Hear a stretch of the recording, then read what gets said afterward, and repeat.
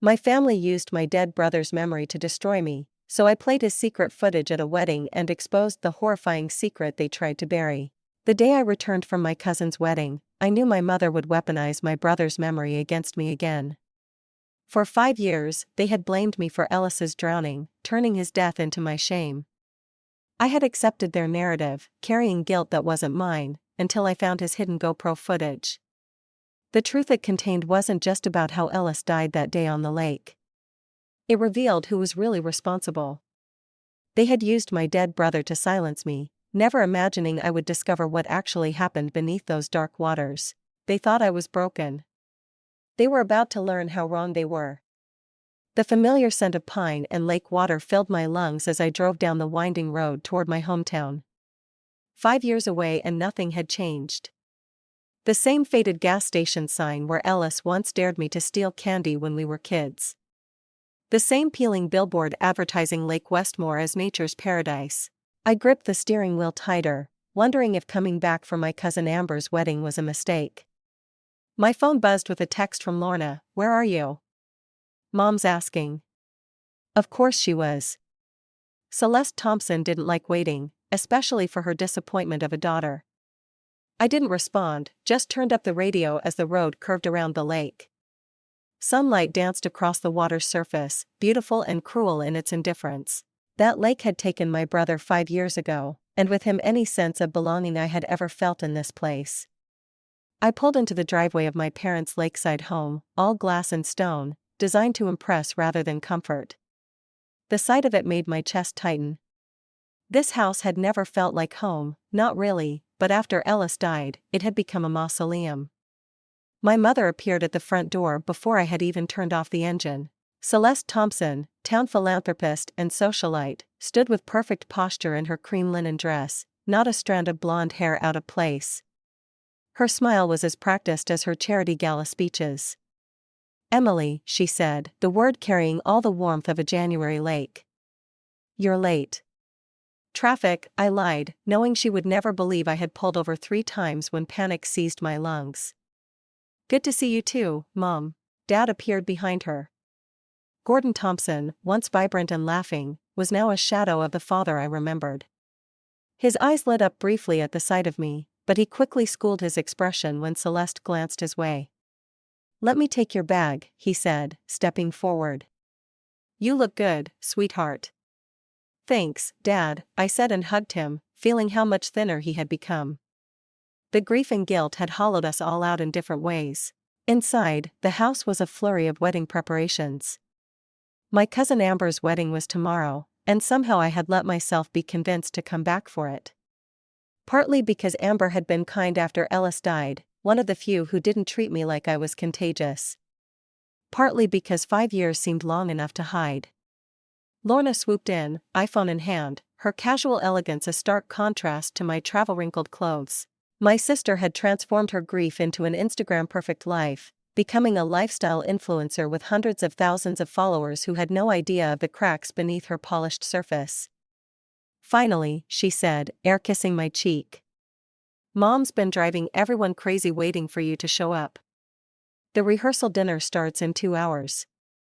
"Hello to you too," I muttered, following Dad upstairs with my bag. "We put you in the guest room," he said apologetically. "Lorna has the bridesmaids staying in your old room." The guest room? Not even my childhood bedroom was mine anymore. Just another reminder that I was now a visitor in what had once been my life.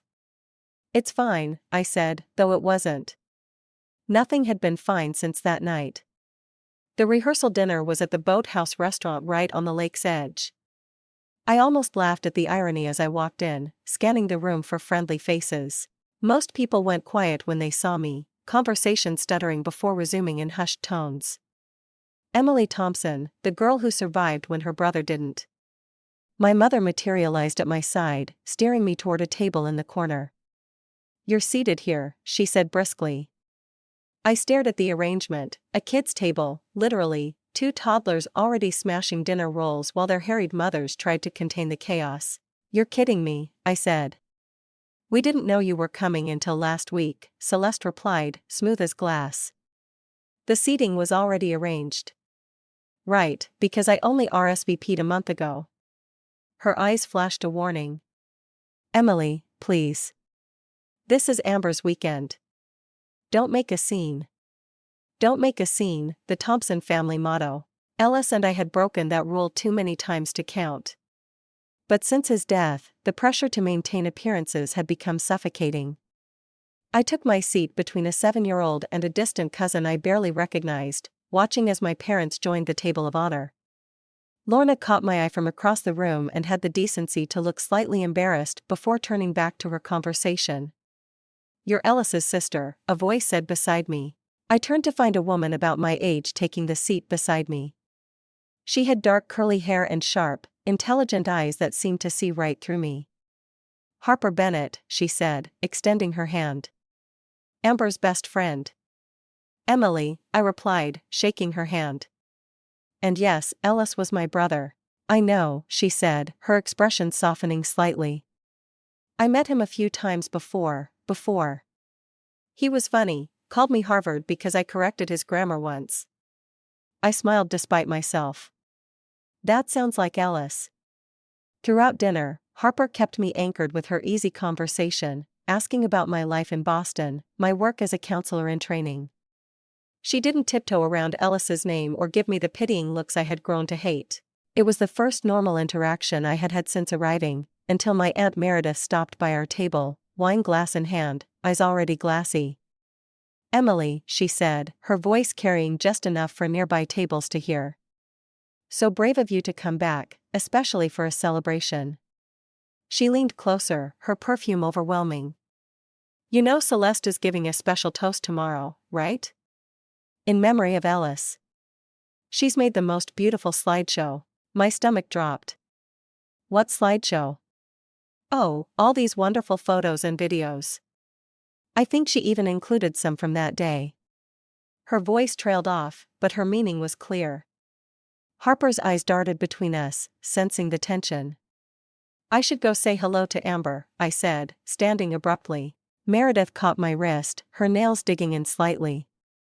"You know she's going to blame you, right?" she whispered, then walked away as if she hadn't just dropped a bomb in my lap. I managed to make it through the rest of the evening somehow, moving through conversations like a ghost. All I could think about was this slideshow. What footage did my mother have? What narrative was she constructing? Back at the house, I couldn't sleep. The lake's gentle lapping against the shore, once soothing, now sounded like accusations in the dark. "Your fault, your fault, your fault." I got up and opened my suitcase, reaching for the hidden pocket I had avoided for years. Inside was a small flash drive of Ellis's GoPro footage from that day. I had never had the courage to watch it, terrified of reliving those moments, of seeing the proof of my failure. But now, with my mother planning to weaponize Ellis's memory against me once more, I needed to know the truth, all of it. I plugged the drive into my laptop, hands shaking. That night, Ellis came to me in dreams, not peaceful, not comforting. He was screaming, water filling his lungs, his hand reaching for mine. But in the dream, as in reality, our fingers never touched. I awoke gasping for air, the sound of the lake outside my window a mocking reminder that I had survived when he hadn't. The flash drive had given me nothing but pain. The files were corrupted, unreadable. 5 years of avoiding the truth, and now, when I needed it most, it slipped away like Ellis had, beneath dark water, beyond my reach.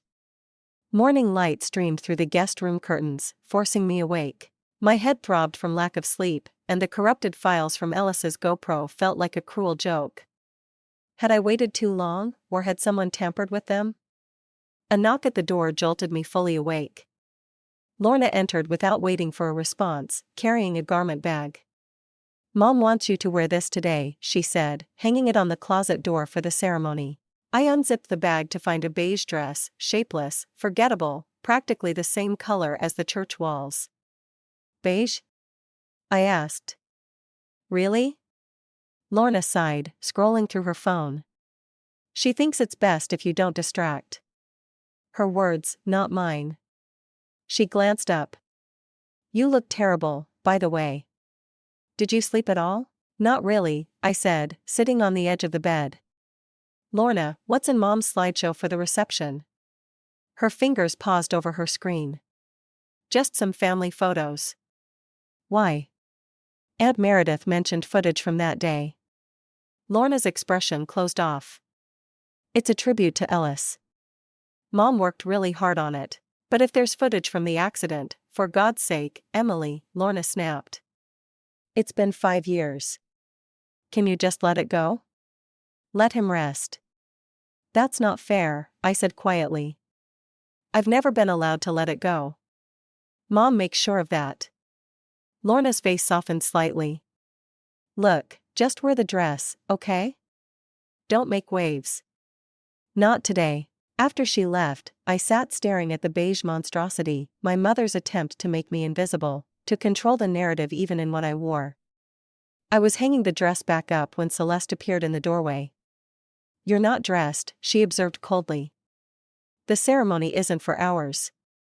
The bridal party photos start soon. I told Amber you'd help with the flower arrangements before that.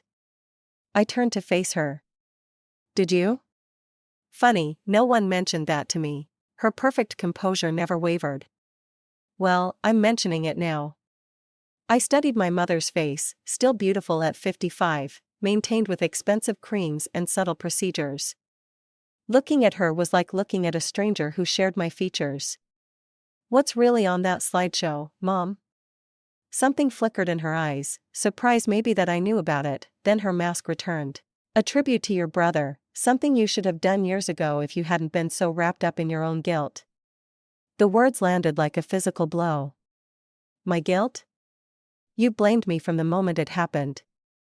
She stepped closer, her voice dropping to a harsh whisper. You froze. Don't you remember? You always freeze when things get difficult. Ellis needed you and you froze. The accusation echoed in my head, stirring up the fragments of memory I had tried to piece together for years. Had I frozen? I remembered diving into the water after him, swimming until my lungs burned, but there were gaps, moments lost to trauma and shock. That's not what happened, I said, but doubt crept into my voice. Isn't it? Celeste smiled thinly. Wear the dress, Emily, and try not to ruin another important day for this family. She left me standing there, shaken. Had she been gaslighting me all these years, or was my memory truly unreliable? The corrupted GoPro footage felt even more devastating now. The morning passed in a blur of wedding preparations. I avoided my mother, focusing instead on helping Amber's bridesmaids with their hair and makeup. Harper found me there, already dressed in her maid of honor gown. You look like you could use this, she said, handing me a flask. I accepted gratefully, taking a swig of what turned out to be expensive whiskey. Thanks. She sat beside me, watching the chaos of pre-wedding activities. So, what's the real story with you and your family? Besides the obvious tension that everyone's pretending not to notice. I hesitated. I rarely talked about Ellis with anyone, let alone a stranger, but something about Harper's direct gaze made me want to tell her the truth. My brother died in a boating accident 5 years ago, I said quietly. I was with him. They've never forgiven me. Harper didn't offer platitudes or pity. What really happened that day? The question caught me off guard, not I'm sorry or how awful, just what really happened. We were out on the lake. Ellis went overboard. I dove in after him, but I swallowed hard. I lost sight of him. By the time they found him, it was too late. And they blame you for what? Not being a strong enough swimmer. For not saving him, for surviving. I took another sip from the flask. My mother thinks I froze. Maybe I did. I don't remember everything clearly. Harper's eyes narrowed. That's convenient for her. Before I could ask what she meant, we were interrupted by the arrival of the best man, Rowan Mitchell, Ellis's childhood best friend. I hadn't seen him since the funeral. He stopped short when he saw me, his expression unreadable. Emily, you came. Last-minute decision, I replied, studying him. Rowan had changed. The easy smile I remembered was replaced by something guarded and distant. He had joined the police force after college, following in his father's footsteps. "Good to see you," he said, though his tone suggested otherwise. His eyes darted to Harper, then back to me. "I should find Jason. Best man duties." As he hurried away, Harper raised an eyebrow. "That was weird. We haven't spoken since Ellis died," I explained. It was complicated. The rest of the day passed in a whirlwind of ceremony preparations.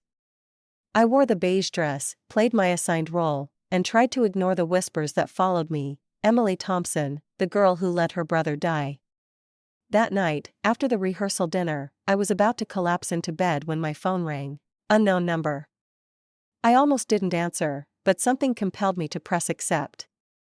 Silence greeted me, then the sound of breathing. I was about to hang up when a voice spoke, a voice that stopped my heart. "She's lying to you." Ellis's voice. I dropped the phone like it had burned me. I was hearing things, my exhausted mind playing tricks. With shaking hands, I checked my voicemail.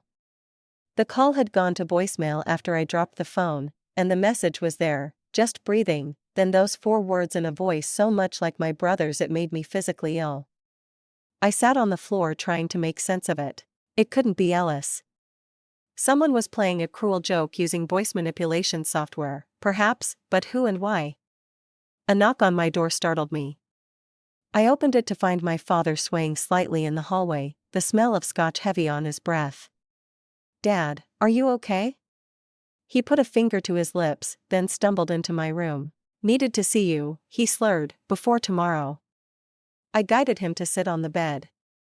"What's going on?" Gordon Thompson looked older than his 58 years, grief etched into every line of his face. "Should have said something then," he mumbled, eyes unfocused.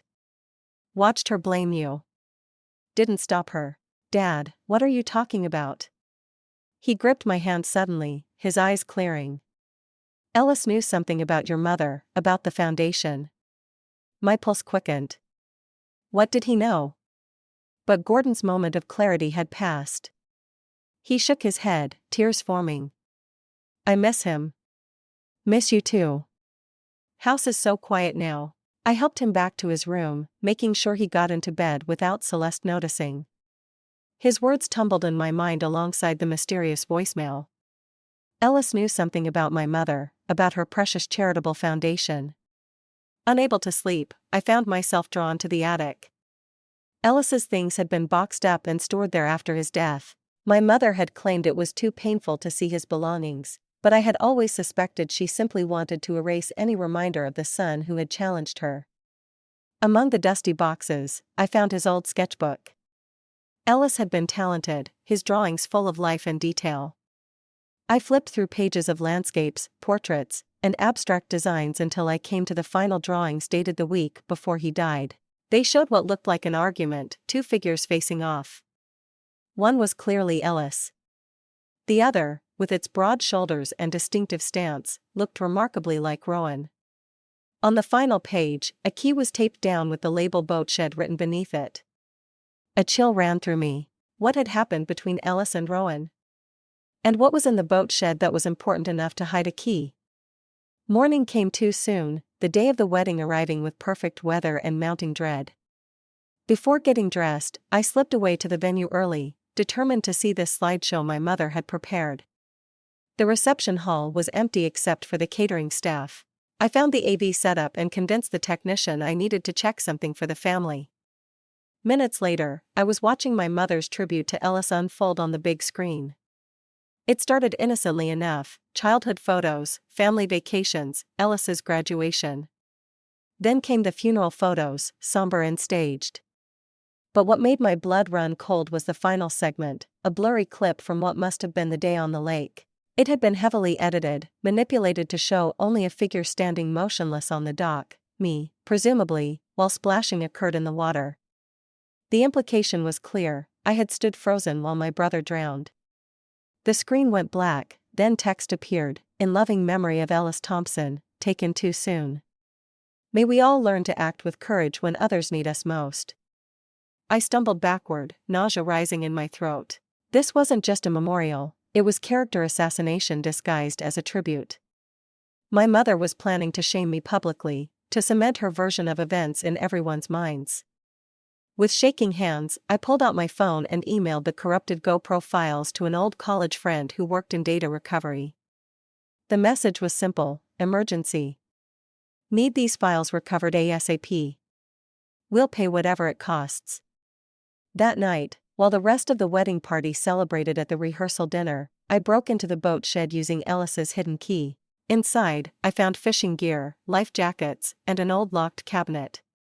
The key fit there too, revealing a stack of documents, financial records from my mother's foundation with sections highlighted, and notes in Ellis's handwriting. Wire transferred to Cayman account, source, one note read. Another, missing $50,000 from cancer fund. Check with Rowan. I photographed everything with my phone, heart pounding. Ellis had been investigating our mother's foundation. Had he discovered something illegal? Was that why? I didn't get to finish the thought. A noise outside the shed startled me, and I quickly replaced the documents, locking the cabinet. By the time I returned to the house, I was certain of one thing: I needed to recover those GoPro files no matter what. The wedding day dawned bright and clear, as if nature itself was conspiring with my mother's perfect facade. I woke to frantic pounding on my door. Emily. Lorna's voice, high with panic. Someone broke into your room. I sat up, disoriented. What are you talking about? I'm right here. Lorna burst in, already dressed for hair and makeup. Last night, while we were all at the rehearsal dinner, your door was jimmied open. I scanned the room, pulse racing. Nothing seemed disturbed until my eyes landed on my laptop. The flash drive was gone. Did you report it? I asked, throwing back the covers. Of course. Jeff's brother is handling it. Jeff was Lorna's fiancé, his brother a local police officer. He says it was probably just kids looking for valuables. But I knew better. Someone had taken Ellis's GoPro footage, the same footage I had sent for recovery last night. Someone didn't want that video restored. I need to talk to the officer, I insisted. Lorna frowned. Now? We have to be at the venue in an hour: hair, makeup, photos. My room was broken into, Lorna. It's being handled, she said dismissively. Nothing important was taken, right? Just an old flash drive. The casual way she mentioned it stopped me cold. How did you know what was taken? She faltered, just for a second. You just said, no, I didn't. We stared at each other, the weight of unspoken accusations heavy between us. Finally, Lorna sighed. Mom saw you had it. The GoPro drive. She didn't think it was appropriate for you to have it. So she asked Rowan to get it. That's all. Rowan, of course. The pieces were starting to connect. Ellis's drawings, the financial documents with notes about Rowan, his strange behavior when he saw me. I need to talk to him, I said, grabbing clothes. He's with the groomsmen. Emily, please. It's Amber's wedding day. Can't this wait? But I was already halfway out the door. I found Rowan in the pool house with the other groomsmen, all of them in various stages of getting ready. He paled when he saw me storming toward him. We need to talk, I said, grabbing his arm. Now. I dragged him outside, ignoring the whistles and comments from the other men. You broke into my room, I said once we were alone. You stole Ellis's flash drive. He didn't deny it. Celeste asked me to. She said you were planning to make a scene at the wedding, that you were unstable. You took it because you're on that footage, aren't you? You were there that day. His expression changed, shock replacing guilt. What are you talking about? I found Ellis's sketchbook, the drawings of you two arguing. I found the documents in the boat shed. Rowan stepped back, shaking his head. You don't understand what you're getting into, Emily. Then explain it to me. What happened that day? What did Ellis know? I can't, he looked around nervously. Not here. Not now. Ellis is dead, Rowan. And my mother is about to publicly blame me for his death. I deserve to know the truth. Before he could respond, Harper appeared at my side, breathless. "There you are. Can I borrow you?" "Bright emergency." I let her pull me away, fuming. Once we were out of earshot, she said, "There's no emergency. You looked like you needed rescuing." "Thanks," I muttered, still watching Rowan as he hurried back to the pool house. "I need to tell you something," Harper said, guiding me toward a quiet corner of the garden. "About Ellis." My heart skipped. "What about him?" She hesitated, then pulled a small journal from her purse. "He gave me this the week before he died. Made me promise not to tell anyone I had it." I took the journal with trembling hands. "Why would Ellis give you this?" "We weren't just casual acquaintances," Harper admitted. "We were close for a few months before he died. He said he trusted me, that he thought someone was following him." I flipped through the pages, recognizing Ellis's messy handwriting. It was filled with notes about the foundation's finances, meetings with donors, conversations he had overheard. The final entry, dated 2 days before his death, read, "Mom caught me in her office. Major blow-up. She knows I found the offshore accounts. Says I don't understand, that I'm naive. Called R to intervene. Not sure who to trust anymore. Going to confront them both tomorrow at the lake house. Backing everything up on GoPro just in case." "Oh my God," I whispered, the truth dawning with horrifying clarity. Ellis hadn't drowned in a random accident. He had gone to the lake house for a confrontation with our mother and with Rowan. Before I could process this revelation, my phone buzzed, a notification from a local news site, exclusive, disturbing voicemail surfaces in Thompson drowning case. Someone had leaked the voicemail, Ellis's voice saying, "She's lying to you." Comments were already flooding in, speculating wildly. Some recognized the voice as Ellis's, others claimed it was faked. All of them wondered what it meant, who she was. By the time I reached the bridal suite, whispers followed me like shadows. Amber looked concerned but was too caught up in wedding preparations to ask questions. Lorna, however, was livid. "What did you do?" she demanded, pulling me into the bathroom. "That voicemail is all over social media."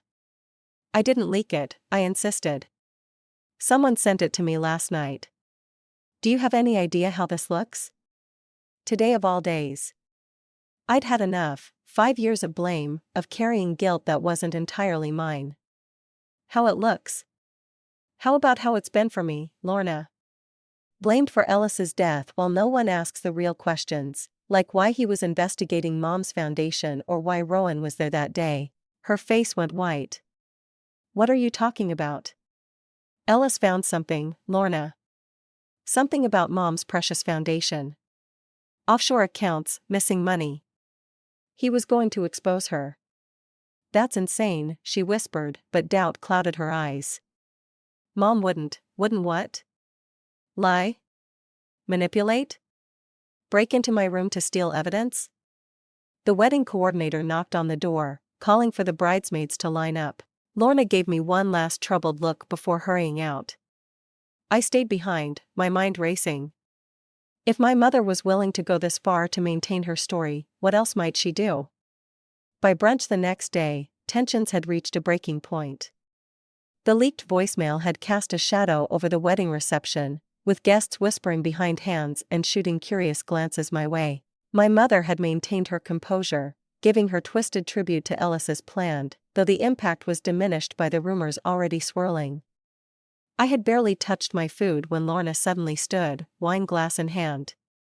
All her earlier doubt had vanished, replaced by the perfect daughter persona my mother had cultivated.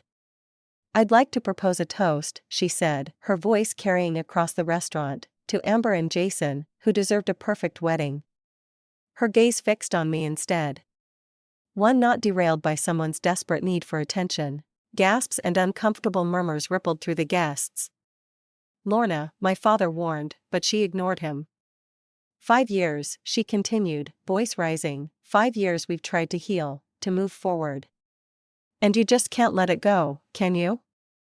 You're ruining everything, just like you did with Ellis." The room fell silent. My mother watched with thinly veiled satisfaction as Lorna publicly did her dirty work for her. I should have felt angry, humiliated. Instead, as Lorna's words hung in the air, something clicked into place in my mind, a memory sharp and clear, breaking through the fog of trauma and guilt. Ellis on the dock, screaming, not at me, not at himself, at a shadowy figure behind him. "You're wrong," I said, my voice steady as I stood. "All of you." I didn't freeze that day, and Ellis didn't just fall in. I looked directly at my mother, whose composure finally showed cracks. Someone pushed him. The brunch dissolved into chaos after my accusation. Dad pulled me away while Mom whispered furiously to Amber's parents, no doubt spinning some story about my mental instability. Lorna stood frozen, her champagne glass still raised, shock replacing her earlier righteousness. Harper found me in the parking lot, keys in hand. "Get in. We need to move fast." I didn't question her, just slid into the passenger seat of her rental car. As we pulled away, I saw Rowan watching from the restaurant entrance, his expression unreadable. "Where are we going?" I asked. "To meet someone who might actually help us." Harper drove with confident precision, navigating the winding lake roads. "I called in a favor after you showed me Ellis's journal," she explained. "My friend works at a data recovery firm in Albany. He got your email." My pulse quickened. "The GoPro footage?" "He recovered it, partially. The files were deliberately corrupted, not just damaged. Someone tried to erase them."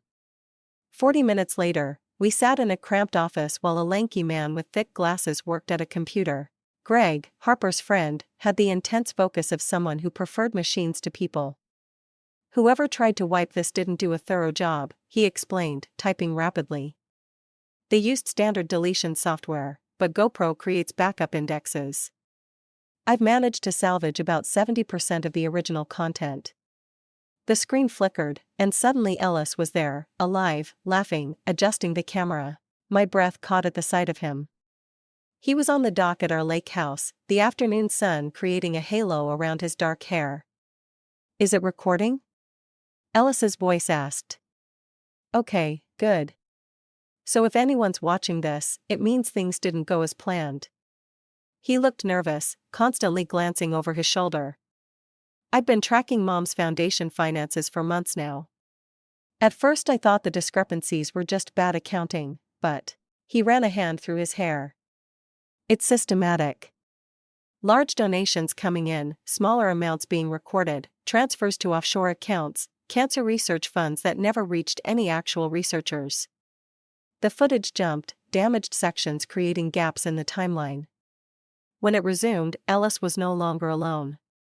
My mother stood on the dock, her face contorted with rage unlike anything I had ever seen from her. "You ungrateful little..." The audio cut out briefly. "Have any idea what I built? What I've sacrificed?"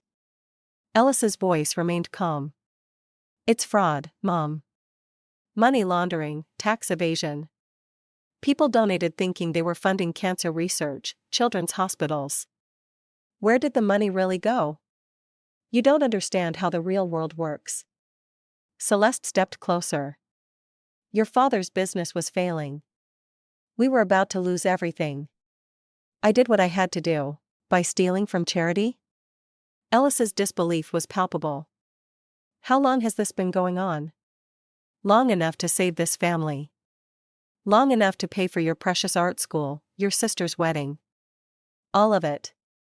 She reached for the camera. "Turn that thing off." "No." Ella stepped back. "I'm taking this to the police." Celeste's hand flashed out, the sound of the slap crystal clear through the speakers. Ella stumbled backward. "You will do no such thing," she hissed. "Do you know what this would do to our family, to Lorna's engagement, to your father's reputation?" Ellis touched his cheek, his expression hardening. "Don't try to guilt me. This isn't about family. It's about your image, your social standing. It's always been about that." He turned away, moving toward the boat. The camera jostled as he climbed aboard. "Ellis," Celeste called after him. "Ellis, don't you dare leave. We're not finished." The footage jumped again. When it returned, Rowan was on the dock arguing with my mother. He's threatening to go public, Celeste said, her voice low and urgent. You need to talk to him. He'll listen to you. Rowan looked uncomfortable. Mrs. Thompson, if what Ellis is saying is true, it's not about truth. She gripped his arm. Think about your father, the police chief who's been taking donations from my foundation for years. Where do you think the department's new training facility came from? Their equipment budget? Ellis goes public, everyone goes down. The color drained from Rowan's face. I'll talk to him. The screen went black briefly, then showed Rowan boarding the boat where Ellis waited. Your mom sent you to do her dirty work? Ellis asked, his voice bitter. I just want to understand what's going on, Rowan replied, moving closer. I found proof she's been embezzling from her own foundation, millions, Rowan. Donor money meant for sick kids, research grants. She's been siphoning it off for years. That's a serious accusation. It's not an accusation. It's fact. I have the records, the transfers. Ellis held up a flash drive, the same one that had been stolen from my room. It's all here. I'm taking it to the state attorney's office. You can't do that. Rowan's voice dropped. My dad's department, they'd been benefiting from those donations. So you knew. Ellis's disappointment was evident. You knew and you didn't say anything? I didn't know details, just that your mom was generous with the department. Rowan reached for the flash drive. Let me see it. No. Ellis stepped back, tucking it into his pocket. I trusted you. All these years I thought you were my friend. I am your friend, Rowan's voice rose. That's why I'm trying to protect you. You go public with this, your family is destroyed. My dad's career is over. Think about what you're doing. They struggled, the boat rocking dangerously. The camera tumbled, capturing chaotic glimpses, water, sky, hands grappling. Then a splash and Ellis's voice calling out in panic. The footage cut to a new angle, presumably from the GoPro Ellis had been wearing, underwater shots, bubbles, the surface growing distant, then nothing. The final clip showed me diving into the water repeatedly, screaming Ellis's name as the search boat circled. I hadn't frozen. I had been trying desperately to find him long after others had given up hope. I sat in stunned silence as the screen went dark. The tears on my face had dried, leaving salt tracks on my skin.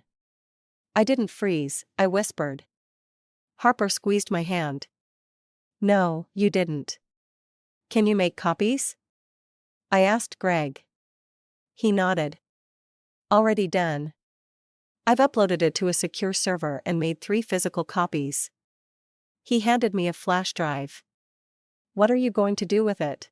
I stared at the small device containing the truth I had sought for 5 years. End this once and for all. Back at the lake house, preparations for the evening wedding reception were in full swing. Harper dropped me off a block away to avoid detection. Are you sure about this? She asked. Once you do this, there's no going back. I've been stuck in this nightmare for 5 years, I replied. I'm ready for it to end. I slipped into the house through the back door, avoiding the florists and caterers bustling about. In my room, I hid the flash drive in 3 different places, one in my shoe, one taped under the dresser, and one uploaded to my cloud storage. If my mother tried to silence the truth again, she would have to work harder this time. As I was changing for the reception, Lorna burst into my room without knocking. Where have you been? She demanded. Mom's been looking everywhere for you. I needed some air. She studied me, suspicious. What did you mean at brunch about someone pushing Ellis? I considered how much to tell her. Lorna had always been our mother's perfect daughter, following the script Celeste had written for her life, but beneath her polished exterior I had seen glimpses of doubt. I have proof, I said simply. Mom and Rowan were involved in Ellis's death. He discovered that Mom was embezzling from the foundation, and he threatened to expose her. Lorna's face went through a series of emotions, disbelief, anger, fear, and finally a terrible comprehension. The new business loan, she whispered more to herself than to me. Mom offered to fund my startup with Ellis's scholarship money. She said it was what he would have wanted. What scholarship money? After Ellis died, Mom established a scholarship fund in his name. Major donors contributed. It's grown to almost $1 million. Lorna looked ill. She's announcing the donation to my company tonight at the reception. The pieces clicked into place. My mother was planning to launder more money through Lorna's business, using Ellis's memorial fund as cover. It was elegant in its cruelty, using her dead son's name to continue her scheme while publicly shaming his sister. She can't do that, I said.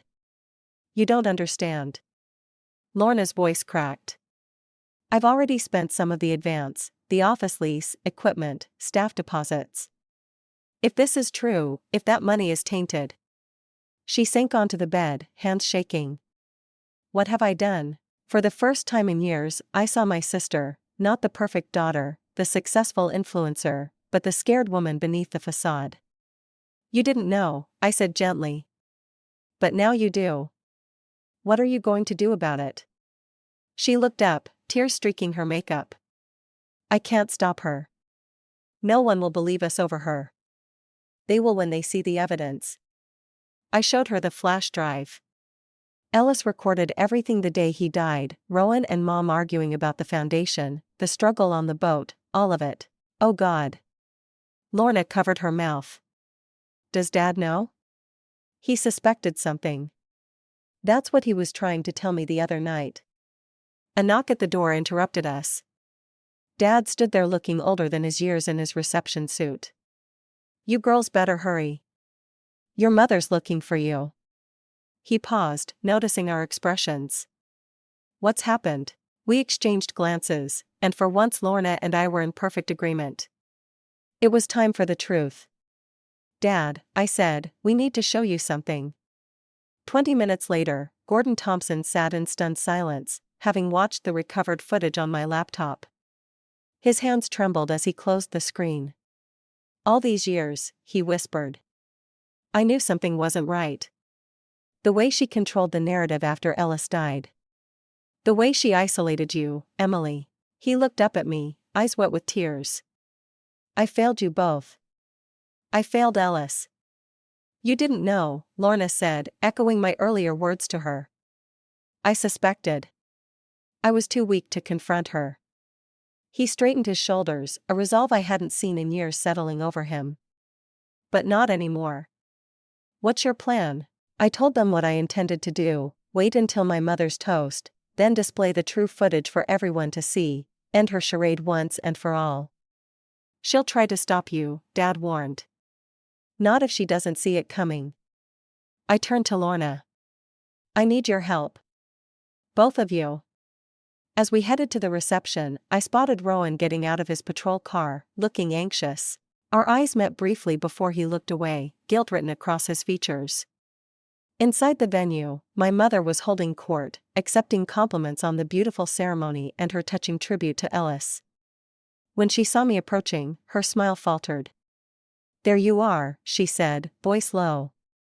Where have you been? Getting ready, I replied. I wouldn't miss your big toast for anything. Suspicion flickered in her eyes, but before she could press further, the wedding planner called for everyone to take their seats for dinner. Mom cornered me by the bar as I was getting a drink. Whatever you're planning, don't, she hissed. You've caused enough damage already. Have I? I met her gaze steadily. You're about to announce that you're donating Ellis's memorial fund to Lorna's business. That's quite a coincidence considering what Ellis discovered about your foundation. The color drained from her face. You don't know what you're talking about. Don't I? Ellis recorded everything, Mom, the argument on the dock, your threats to Rowan, all of it. I have the footage. Impossible. That drive was destroyed. The moment the words left her mouth, she realized her mistake. Thanks for confirming you knew about it, I smiled coldly. You buried him twice, first in the lake, then with your lies. It ends tonight. I walked away, leaving her speechless for once. Across the room, Lorna gave me a slight nod. She had done her part, setting up the AV system for our plan. As dinner concluded, the wedding planner announced it was time for special toasts. My mother rose, composing herself with visible effort, and approached the microphone. Behind her, the large screen displayed a photo of Ellis smiling, "Forever 23. Thank you all for sharing in this beautiful celebration of love," she began, her practiced charm sliding back into place. Before we continue the festivities, I'd like to take a moment to remember someone who should be here with us, my beloved son, Ellis. Murmurs of sympathy rippled through the crowd. In the 5 years since we lost him, we've established a memorial scholarship in his name. Tonight I'm proud to announce that the Ellis Thompson Memorial Fund will be making its first major grant to support young entrepreneurs like my daughter Lorna, who embody the spirit of innovation Ellis so admired. Applause filled the room as Lorna rose, her smile tight but convincing. She embraced our mother, whispering something in her ear that made Celeste stiffen. "And now," Lorna said into the microphone, "we have a special video tribute to Ellis that the family would like to share." Confusion crossed my mother's face. This wasn't part of her script. She turned toward the screen just as I plugged the flash drive into the laptop controlling the display. "What are you doing?" she hissed, lunging for me. But Dad stepped between us. "It's time for the truth, Celeste," he said quietly. The room fell silent as Ellis appeared on screen, his voice filling the space. So if anyone's watching this, it means things didn't go as planned. The footage played unedited and raw before 200 stunned wedding guests. Ellis's accusations about the foundation, my mother's rage, the confrontation with Rowan on the boat, the struggle, the splash. Gasps rippled through the crowd as the truth unfolded. Someone screamed when Ellis disappeared beneath the water. Many turned away, unable to watch, but no one left. I stood motionless, my eyes fixed on my mother's face as her carefully constructed world collapsed around her. She had gone deathly pale, her body rigid with shock.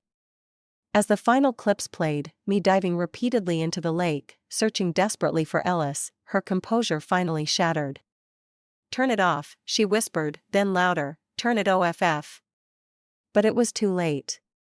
The truth was out, witnessed by everyone who mattered in her social circle, donors, board members, community leaders, all the people whose opinion she had cultivated so carefully over the years. When the screen finally went dark, the silence was deafening. Then slowly, people began to move. Some gathered their belongings and left without a word.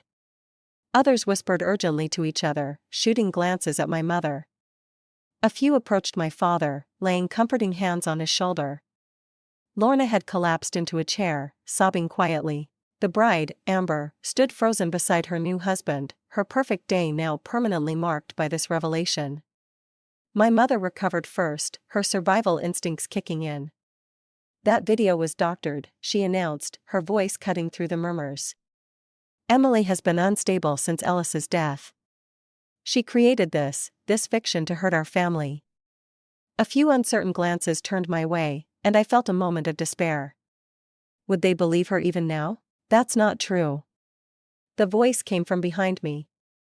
Rowan stepped forward, his police uniform a stark contrast to the festive wedding attire around him. His face was drawn, the weight of 5 years of guilt evident in every line. "The video is real," he continued, his voice breaking. "I was there. Everything happened just as you saw it." My mother's eyes narrowed to slits. "You're protecting her. You always had a crush on Emily." "No, Mrs. Thompson. I'm finally telling the truth." Rowan turned to face the crowd. Ellis discovered financial irregularities in the Thompson Foundation. He confronted his mother, then me. We argued on the boat. I didn't mean to push him. It was an accident, but I did push him." A collective gasp went through the room. Rowan continued, words tumbling out now. "I panicked. By the time Emily arrived, it was too late.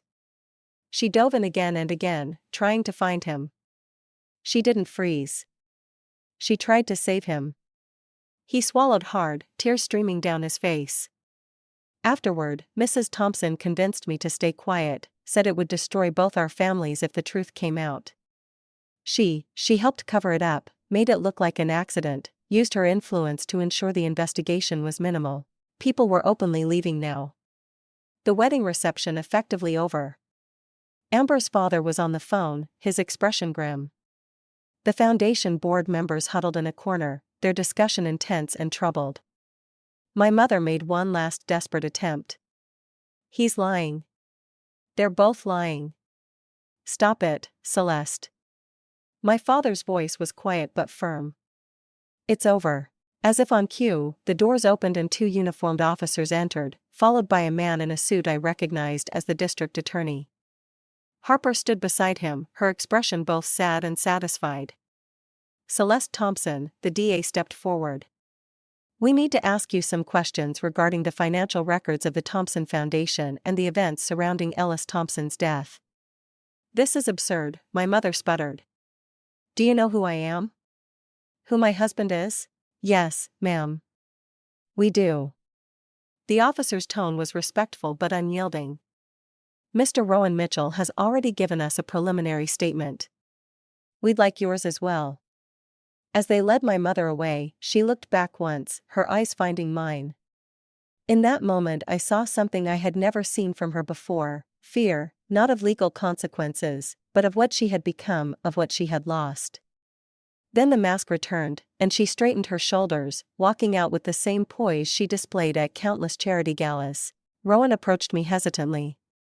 Emily, not now, I said, my voice hollow. Just, not now. He nodded, understanding, and followed the officers out. The reception hall emptied quickly after that. The caterers looked confused, uncertain whether to continue serving. The band packed up without playing a note.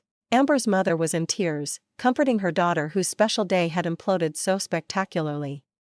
I should have felt triumphant, the truth was finally out, I was vindicated, but watching the destruction around me, Lorna broken, Dad aged beyond his years, a wedding ruined, victory tasted like ash. Harper found me sitting alone at an abandoned table, staring at nothing. The DA wants to talk to you too, she said gently, when you're ready. I got what I wanted, I said more to myself than to her. So why doesn't it feel good? Because it's not about winning, she sat beside me. It's about surviving. And you did that. You survived all of it, Ellis's death, your mother's manipulation, years of blame. You made it through. What happens now? Now? Harper offered a sad smile. Now you get to decide who you want to be without this weight around your neck. Dad joined us, his eyes red-rimmed but clearer than I had seen them in years.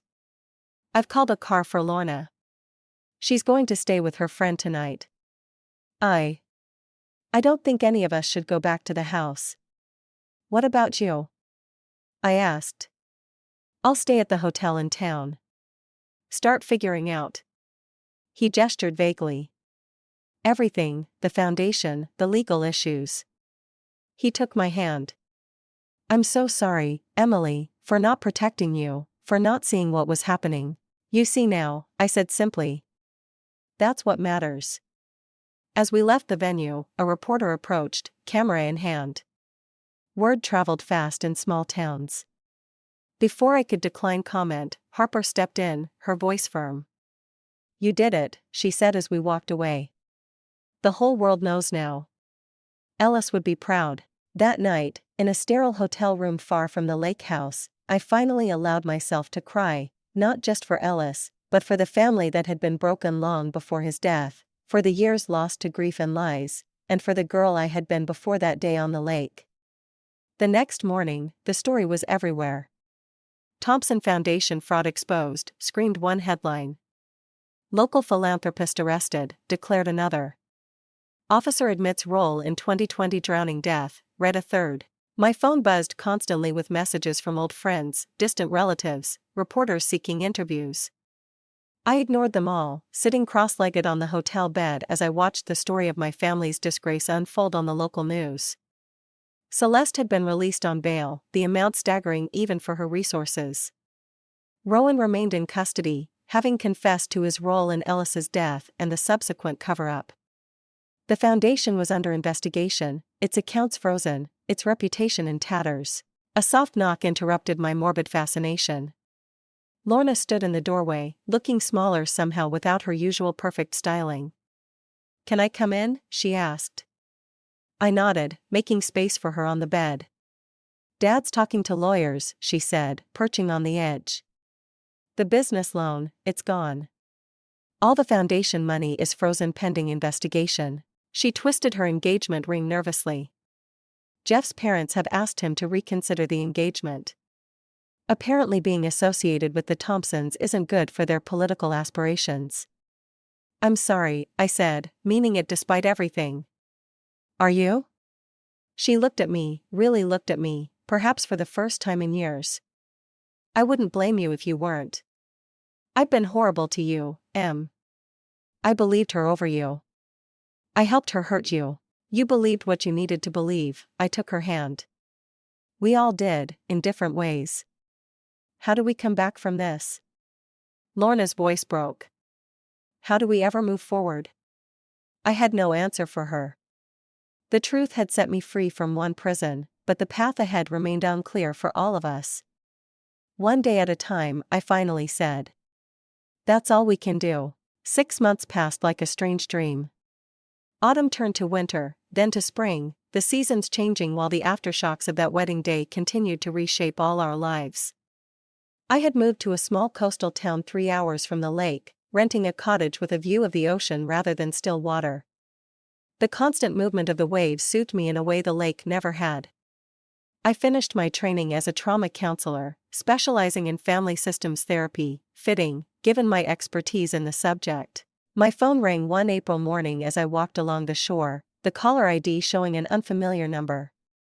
"Is this Emily Thompson?" a woman's voice asked when I answered. "Yes, it is. My name is Diane Mercer. I'm a producer with Actual Truth Documentaries. We'd like to talk to you about your brother's case." I had turned down dozens of interview requests in the months following the revelation, but something about her straightforward approach made me pause. "What exactly are you proposing?" "A feature-length documentary about Ellis, the foundation fraud, and how the truth finally came to light. We want to do it right, no sensationalism, just the facts. Your family deserves that much." I thought about it, watching the waves crash against the rocks. Ellis had always been fearless in his pursuit of truth. Perhaps this was a way to honor that part of him. "I'll think about it," I said. 2 days later, I agreed to meet with Diane and her team. They were respectful, thorough, and genuinely interested in the complete story, not just the scandal, but who Ellis had been, what had driven him to investigate, how the foundation's legitimate work had touched lives before my mother corrupted it. "We'd like to interview your father as well," Diane explained, "and Lorna, if she's willing." Dad agreed immediately when I called him. He had aged years and months, but there was a newfound clarity to him. He was cooperating fully with investigators, piecing together the extent of Celeste's financial crimes. "I want to make things right," he told me over the phone. Too late for Ellis, but not too late for his memory. Lorna was more hesitant. The collapse of her engagement and business had sent her into a depression, and she had retreated from social media entirely, a significant step for someone whose identity had been so wrapped up in her online persona. But eventually she too agreed. "I need to own my part in this," she said when we met for coffee. "I can't hide from it anymore." My mother, awaiting trial on multiple charges of fraud, money laundering, and obstruction of justice, declined to participate through her attorney. Rowan, who had taken a plea deal for his role in Ellis's death, agreed to a single interview from prison. I didn't attend his sentencing, couldn't bear to see the boy who had been Ellis's friend since kindergarten in handcuffs. His betrayal cut deep, but in the quiet hours of early morning I sometimes acknowledged that fear and youth had led him to terrible choices my mother had manipulated and reinforced. The documentary process became unexpectedly healing. Talking about Ellis, who he really was, beyond the sanitized version my mother had created after his death, brought him back in ways I hadn't expected. The filmmakers interviewed his art school friends, professors, even former girlfriends. They painted a picture of a passionate, principled young man with talent and vision. One afternoon, as we finished filming at my cottage, I showed Diane a box I had retrieved from the lake house before it was sold to pay legal fees. "This was Ellis's," I said, opening it to reveal his sketchbooks.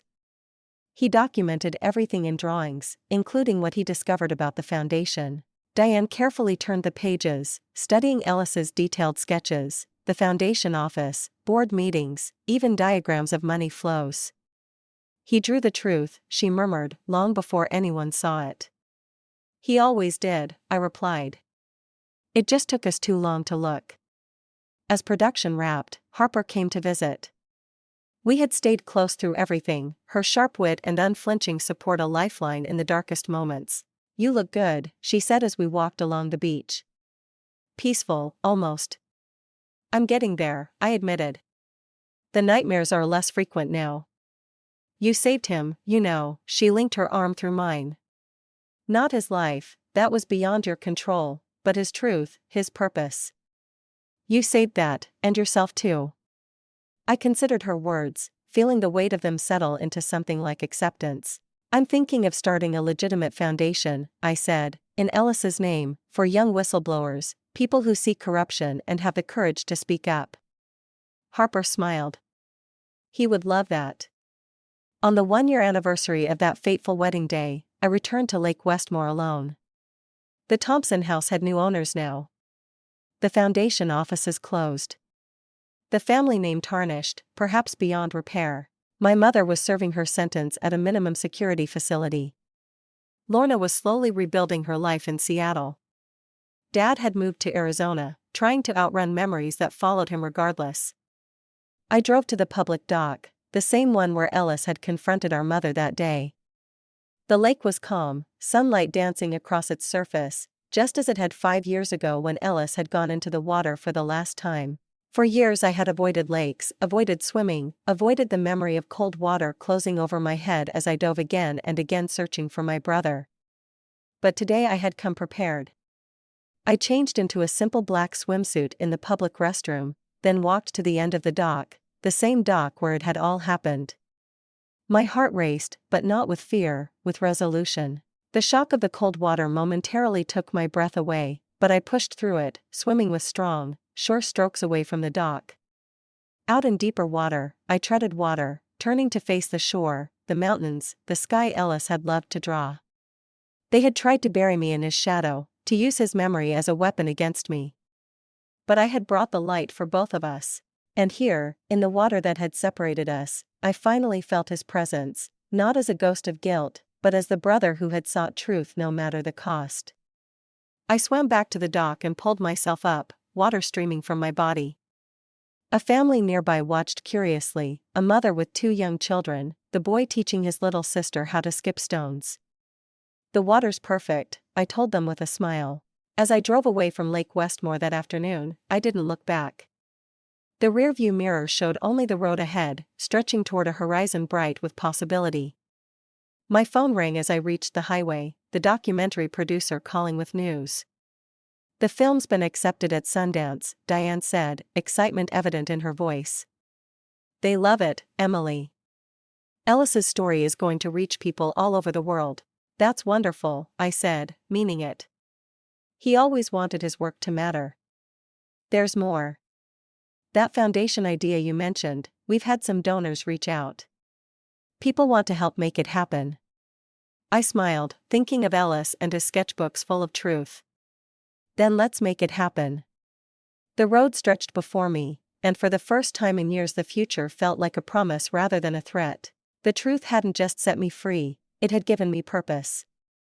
They had tried to bury me. But like my brother, I had refused to stay silent. And now, finally, both our voices would be heard.